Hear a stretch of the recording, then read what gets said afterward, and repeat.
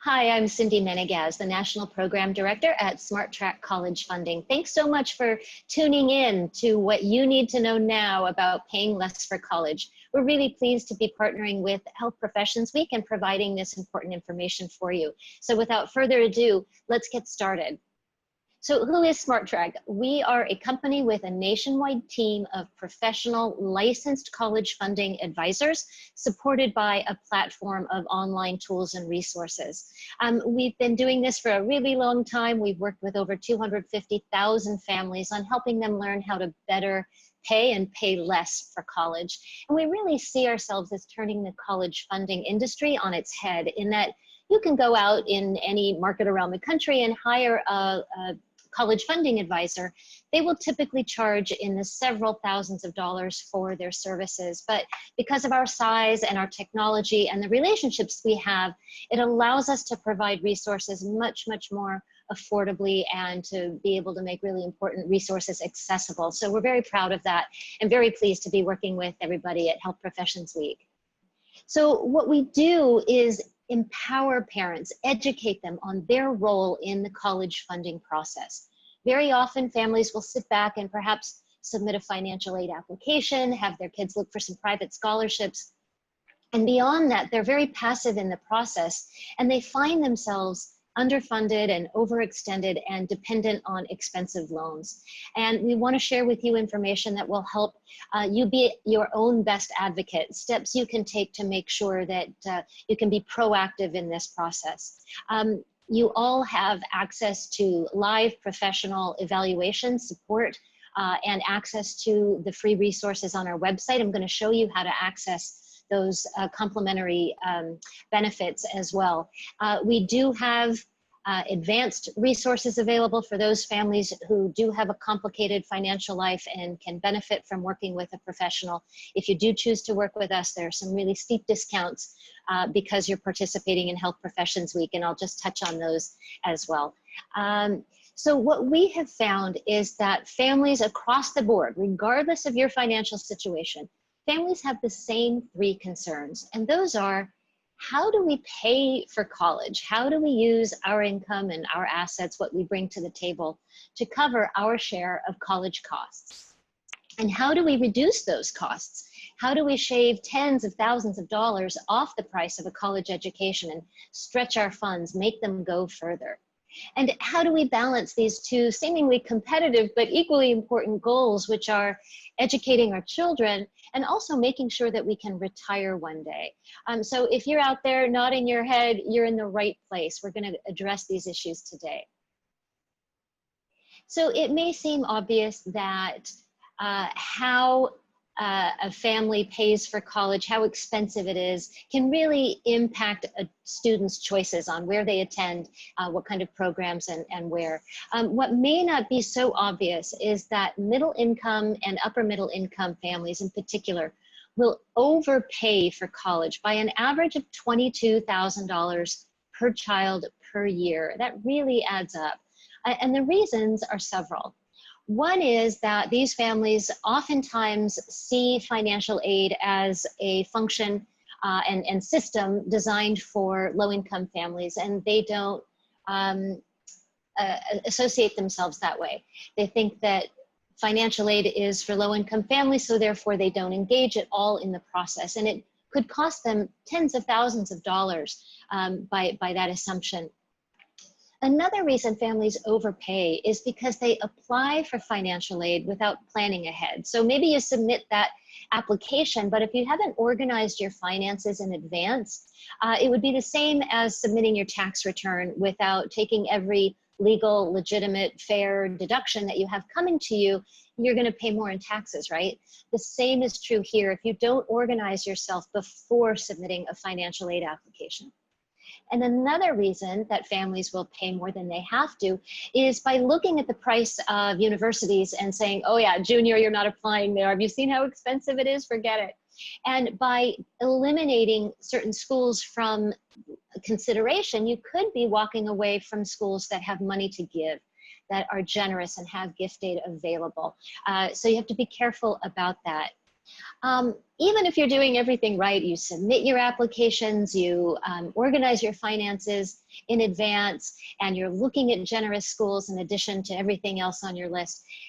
If you make errors on your financial aid applications, including information that shouldn't be included, putting incomplete information, etc., you can be shooting yourself in the foot and giving the government and the colleges a reason not to give you all the aid that you might otherwise be eligible for. And then finally, another really important reason is that families can pay for college really inefficiently. How you pay for college can absolutely impact how much you pay for college. And so learning how best to use your resources in the most tax advantaged, cost efficient, effective ways can really save a lot of money for you. So I mentioned middle income and upper middle income families in particular, and there's a reason for that. So the way the system works, low income families ideally are going to get what they need out of this system, especially if they include generous schools on their lists and make sure they're not making errors on their financial aid application. On the other end of the spectrum, you have very affluent families for whom a $300,000 education or more for all of their kids isn't really going to impact their financial health. That's great, although those families don't want to overpay for college either. Everyone else in the middle is really squeezed in these calculations, and the range might be broader than you might anticipate. So families with incomes anywhere from $80,000 to as much as $350,000, or equity in one's home from $250,000 to as much as $3 million, those with non-retirement assets and retirement assets in these ranges.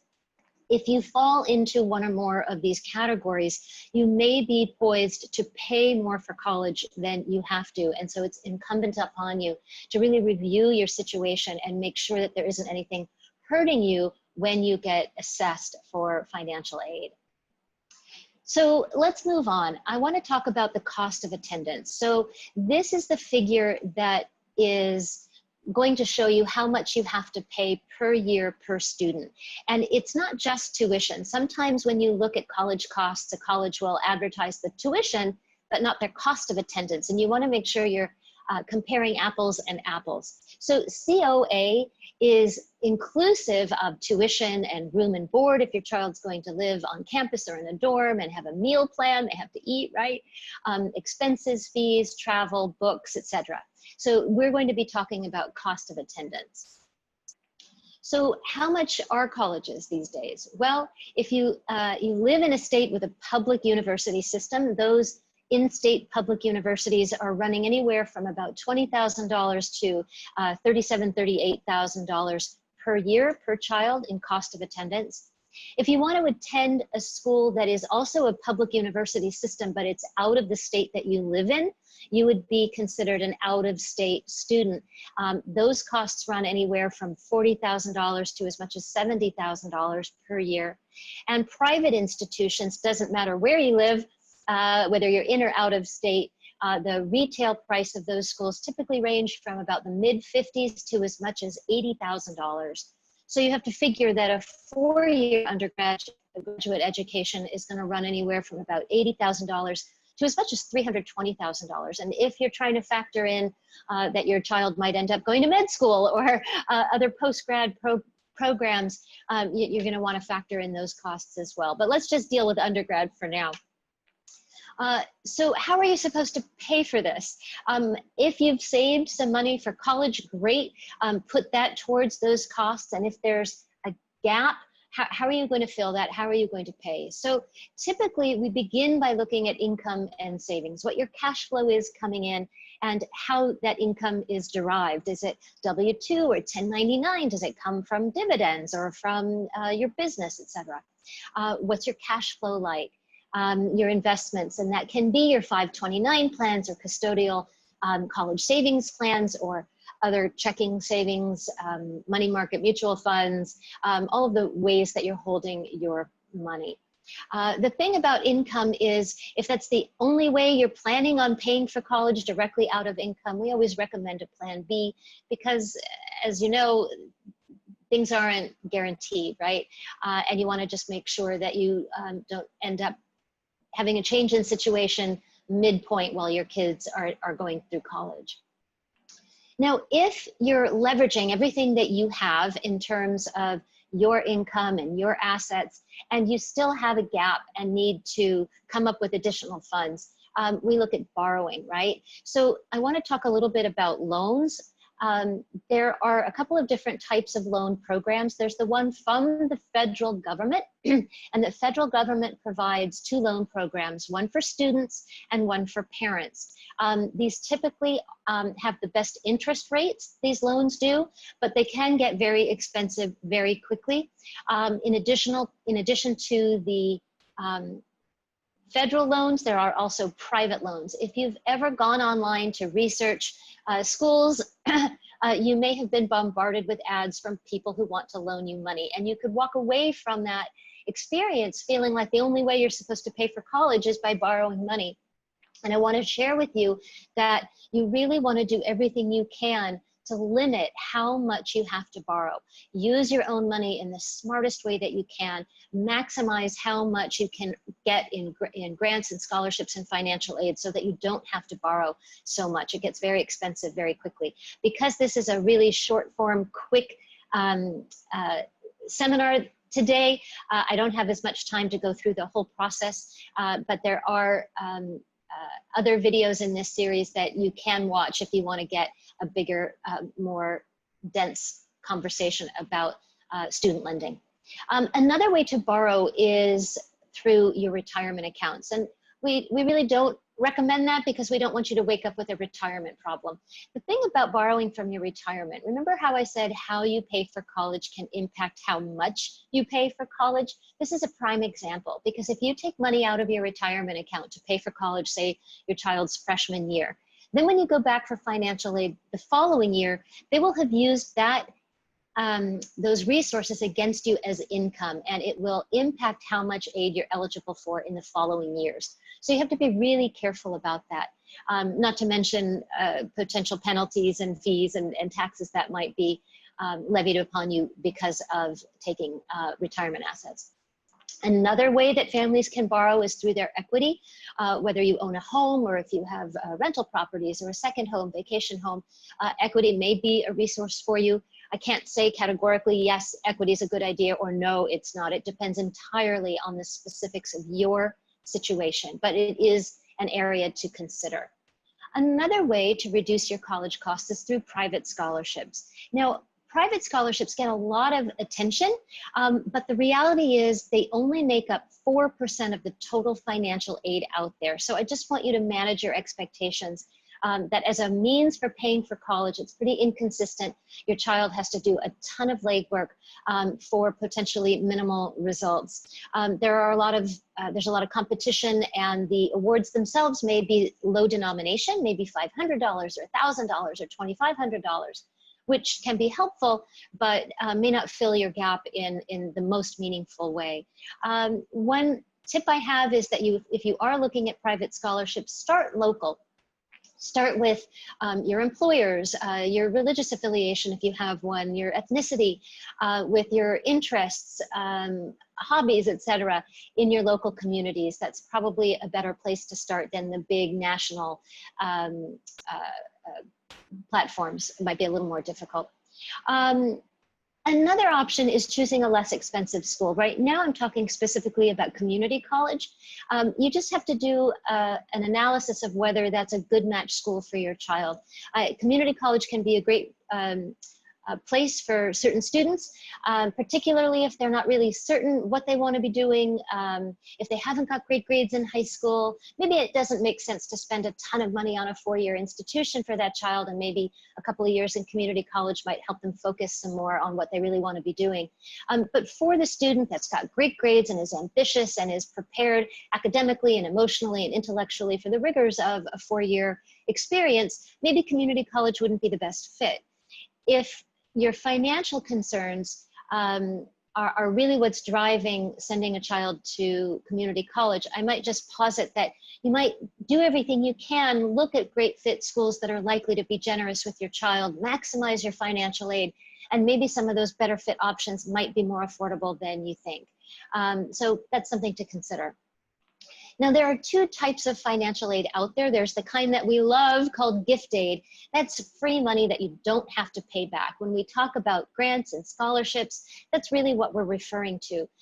There's another type. There's need-based, based on your financial profile, and there's also merit-based aid, which is not based on your financials. It's based on and awarded to students based on their achievements. So merit aid can take the way of, say, academic achievement or athletic achievement, or if you have an artist looking at art schools, their portfolio, leadership skills, participation in events and extracurriculars. Those are all reasons that a generous school might have to award your child, incentivize them to say yes to coming to their campus. So that's great. We really want to maximize that merit aid. And another form of financial aid is called self-help. That's where loans come in. We've talked a little bit about the federal loan programs, both for students and parents. Student loans can either be subsidized or unsubsidized. And what that means is that your student would either begin paying interest back on those loans immediately, that would be unsubsidized, or the federal government will allow that interest to be held off upon until after the child has graduated, and that means undergraduate and graduate school if they're continuing on. So that's great if you get subsidized loans in your child's financial aid package.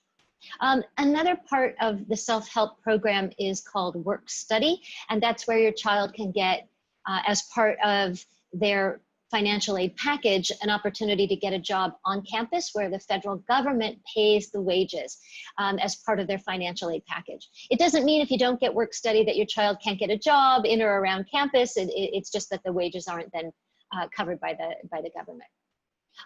There's $184 billion worth of financial aid out there every year, and you want to make sure that you get what you're capable of getting through this system. That money comes from private endowments from those colleges, state and federal governments, as well as private organizations. So remember where I said that private scholarships only make up 4% of the total? In this graph, it's combined with employer grants, so it comes to a total of 7%, but that's this green sliver here. The lower hanging fruit that you really want to try to get the most out of is that $49 billion worth of institutional grants. Those are monies that private universities, typically private universities, have to provide aid for your family, to incentivize your student. The other biggest piece of this pie comes in the way of those federal loans. It's almost a third of the total. We particularly don't see loan offers as really being great financial aid, but it will certainly be a part of most aid packages. And then you have state grants, you have federal grants, Pell grants, veterans grants. The work study program, for example, falls under this category, as well as education tax benefits. These are resources typically used to help lower income families send their kids to college. So taken together, there's a lot of money out there, and you just want to make sure you can maximize your share. So there are a lot of myths about paying for college and receiving financial aid. Oh, you know what, we're never going to get aid because why? Well, we make too much money. Our income's too high. You know, if income were the only thing that the schools looked at, there would be one question on the financial aid forms: how much money do you make?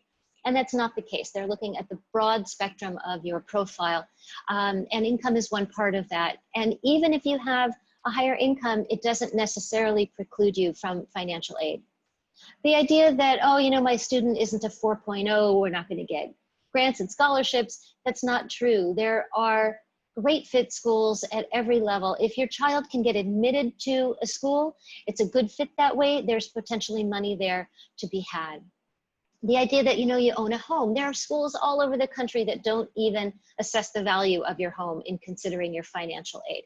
And even if you do own a home or rental properties or a vacation home or a second home, that doesn't necessarily preclude you from getting financial aid. Again, it depends on the rest of your profile. And the same is true for having assets. How they're organized, how they're structured can really impact whether and how much aid you can receive.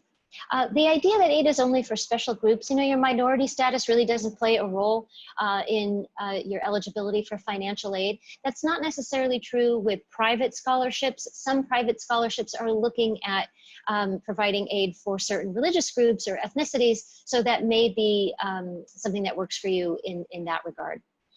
The idea that your child can become independent really isn't quite the case. It just doesn't work the way it's rumored to, in that even if you say, hey, you know what, I'm not going to take my child as a dependent on my tax return, then they can be independent and be assessed for financial aid on their own and not in relation to me or the parent. It really doesn't work that way. In order for your child to be independent or emancipated through the courts, they would need to be potentially homeless, or if both parents are in prison, or if your child is married or has a child of their own or is on active military.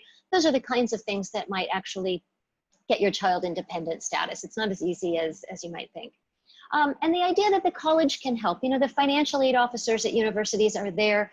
They are certainly helpful and certainly a good resource for you. However, their job is to protect their endowments. They've got a lot of students that they want to try to balance those aid packages. They're not there to make sure that you get every dime that you're eligible for. And they're also coming to the party really late in the process. You want to be able to organize your finances long before you ever talk to that financial aid officer. So let's talk about a few things. You might want to write some of this down. These are really important terms. If you haven't heard of the Fafsa, that's the Free Application for Federal Student Aid. This is the financial aid form that the government uses to assess your ability to pay for college. They use what's called your prior year taxes as your base year.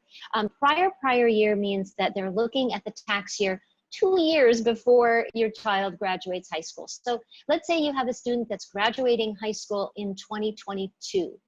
That means they're going to assess your taxes from 2020. The financial decisions that you make that are reflected in your tax return for this year will either help you if you've organized yourself appropriately, or potentially bite you in the rear end if you haven't 2 years from now when your student is applying for college and financial aid. You have to reapply every year, and the FAFSA opens on October 1st of your child's senior year in high school. So don't worry if you don't have a senior yet. The financial aid application FAFSA doesn't open until your child's senior year. Each school your child applies to may have a varying deadline for when that application needs to be in, so just be aware of that. Another financial aid application is called the CSS profile. You might encounter this. This is an application that's used by many, certainly not all, but many private universities to, again, assess how much you can afford to pay for college, what your share ought to be. It takes a deeper dive into your finances than the FAFSA does. It will also look at your prior year's taxes as well as last year's, and it's not free. It will cost $25 to submit one, plus another $16 per school that requires it. You want to make sure that the schools that your child is actively applying to, find out whether those schools require a CSS profile application or some other type of applications or forms for their financial aid consideration. Don't wait until the last minute. So a few tips about applying for financial aid. Even if you don't think you're going to qualify for financial aid, you want to submit at least a FAFSA at the very least, because some merit awards and private scholarships require that in order to consider your child. And you need to have a base year, because even if on your base year you don't really need the aid, if anything happens and your situation changes and you want to go back later to reassess, they won't have anything to talk about with you. They won't have that conversation because you don't have your base year in the system. You want to complete them accurately and successfully. Make sure you're not making errors, because that will be a reason why they can deny you from aid that you might otherwise be eligible for. You also just don't want to wait until the last minute. You don't want to be at the back of the line when they're giving out the aid. You also don't want to rush into it if you haven't looked at your financials before you hit submit. As long as you do it in the fourth quarter of that senior year, you should be okay. But give yourself the opportunity to review your financials to make sure there aren't any glaring errors that are going to cost you money. If you have red flags in your profile, you want to make sure and mitigate those before you submit these financial aid forms. When it comes to the CSS profile in particular, I know it can be long and involved, and it may be, something you don't want to do. It's no fun, but it can really be the key that unlocks tens of thousands of dollars for your family. So even though it's not ideal to have to do it, you want to do it. Let me move on. So the EFC, this is really, really important. This is the expected family contribution. This is the minimum amount that you will be expected to pay per student per year. Now, you might ask, how are they supposed to know how much we can afford to pay?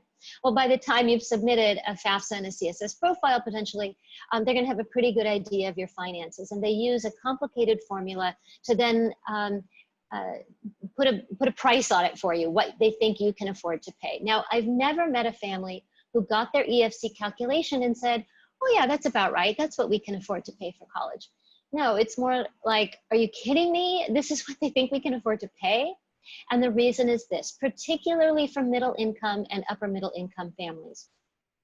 How you have your income and your business and your taxes and your estate organized can artificially inflate the EFCs that you'll be attributed, that'll be attributed to you.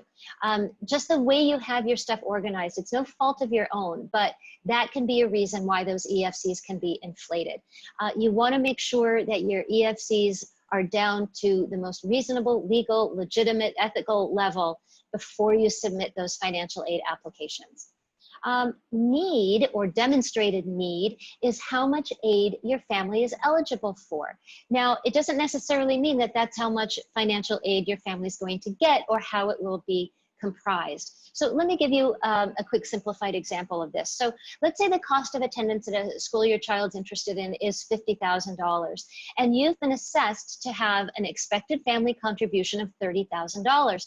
That's $30,000 is the minimum amount that they expect you to put toward that $50,000 cost. Now, that means you have demonstrated need of $20,000. Does that mean that's how much aid you're going to get? Not necessarily. Does it mean you're going to have that need filled with grants and scholarships or a package of expensive loans or some combination thereof? It depends on those schools and your family's profile and your student. But here's the thing, the lower your EFC, the higher your demonstrated need. And the higher your demonstrated need, the more financial aid need you're eligible for, and potentially the more aid you can get. Let me walk you through what that looks like. So let's say we're looking at two schools, a public and a private. Which one's more expensive? The private school, right? Okay, so let's say we're looking at a public school with a cost of attendance of $33,000 and a private school at $70,000, and you've been assessed to be able to afford $33,000. So you have any financial aid from the public university? No, you have no need, right? So there's no aid there. But you have $37,000 worth of demonstrated need at this private university. Now, in this case, you'll be getting that offer for a student loan. It's maxed out at $5,500 for a freshman, so that's the total amount in a federal student loan you'd be offered. Gift aid, there isn't any for the public school, of course, but the private school comes up with an aid package of $25,000 in grants and scholarships for you. Great. By the time you pay that student loan back, you're looking at paying full price for the public university and $45,000 for the private school. So right, the private school is more expensive. But let's look at what happens when we take the inflation out of this family's EFC and we bring it down to a more reasonable $20,000. Now look what happens. They have $13,000 worth of demonstrated need at the public university and $50,000 in demonstrated need at the private school. Now, how is the private school and the public school going to fill that need? Well, unfortunately, at the public school, they really don't have aid to give in this kind of scenario. On the private side, however, if this is a generous school and they want your child, they can offer $40,000 in grants and scholarships. Now, where are you? Your true cost at the public university, still full price, $33,000. But look where the private school price is. Now it's $25,000. Which one's more expensive now? So there are a few things I want to point out here. One, how important it is that your EFCs come down to their natural lowest level, because that can really have real world impacts for you. Secondly, I have no skin in the game when it comes to private scholarships. I'm sorry, when it comes to private universities.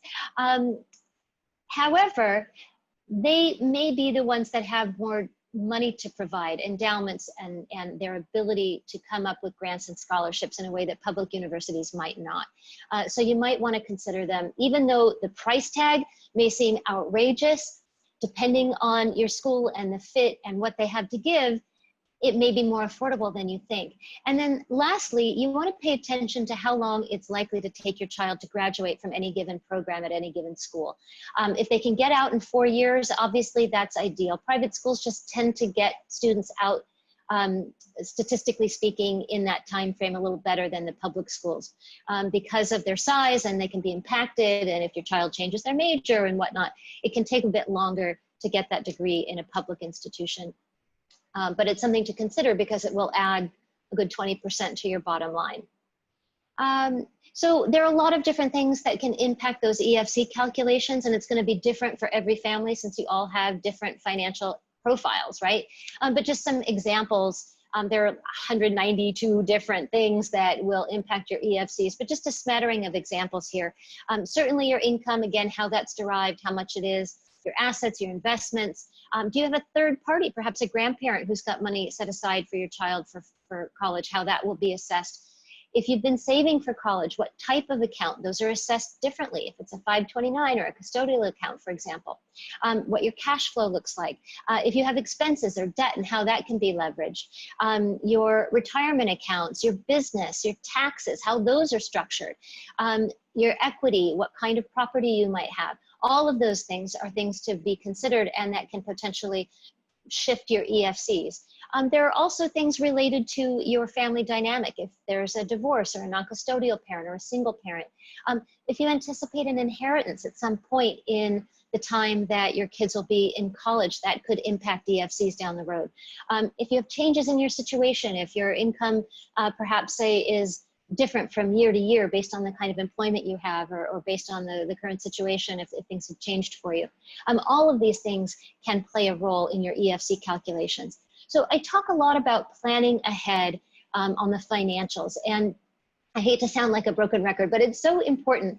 The number one reason kids don't end up attending the great schools that admit them are family finances, and you can really improve your situation. There are so many benefits if you do organize your finances in advance. For one, it's really going to help you maximize both your need-based and your merit-based financial aid.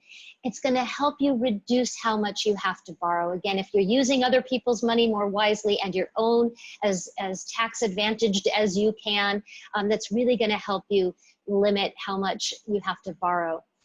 Every family is going to have a funding strategy unique to them based on your specific financials. I can't tell you specifically, hey, if you just do this, that, and the other thing, that's how you can best pay for college, because a strategy that might work for one family might actually damage another family's financial health. So you have to be very careful about that. But there is a strategy that's best for you. The point is that you want to understand what that is so that you can make educated decisions about the health and financial well-being of your family. So I just want to give you a couple of quick case studies, examples of what I'm talking about here. For example, we had a family that had saved $100,000 in a particular kind of savings vehicle for their kids' college education, but they were losing $20,000 of demonstrated need every year. And by restructuring those savings, we were able to help them bring that down accordingly. Another family had a small business. They were able to put their first child through college without too much trouble, but they were going to run out of money for their second child. They were going to have to borrow in order to fill their gap. But by looking at their small business and tax strategies, we were able to help them open up enough cash flow to get that second child through college without having to borrow any money. And a third case study I'll share is a lovely lady. She's a social worker, and she has a low income as such, and that was going to qualify her for significant need-based financial aid. Unfortunately, her husband passed away. She inherited about $600,000. She was going to need that money to retire on. That was her nest egg. That was all she had. And she had these 2 boys to educate.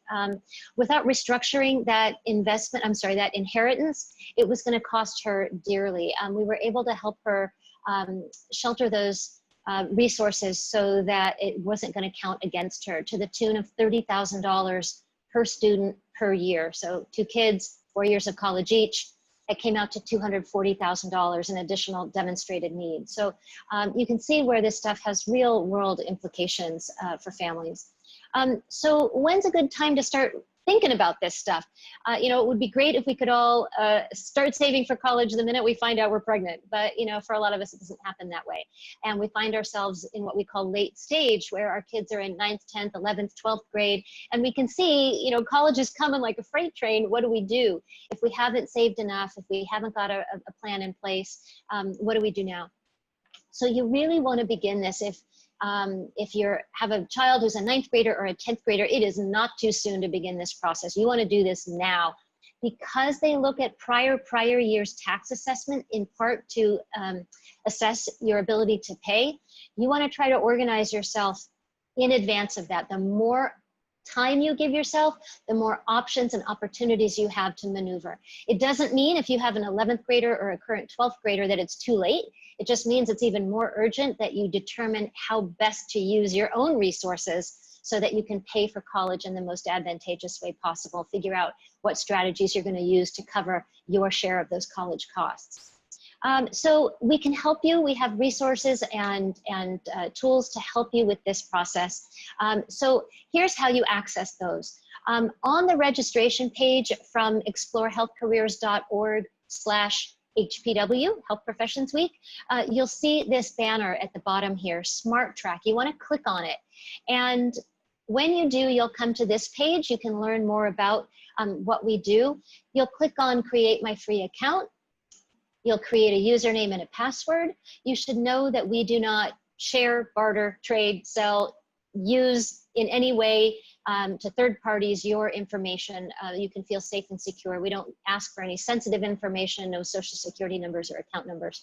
So you can feel safe using this platform.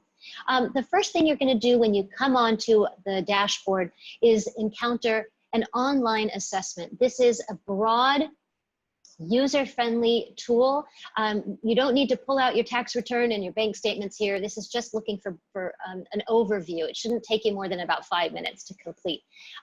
Once you do this, you're going to want to do the next thing, which is schedule a call with your college funding advisor.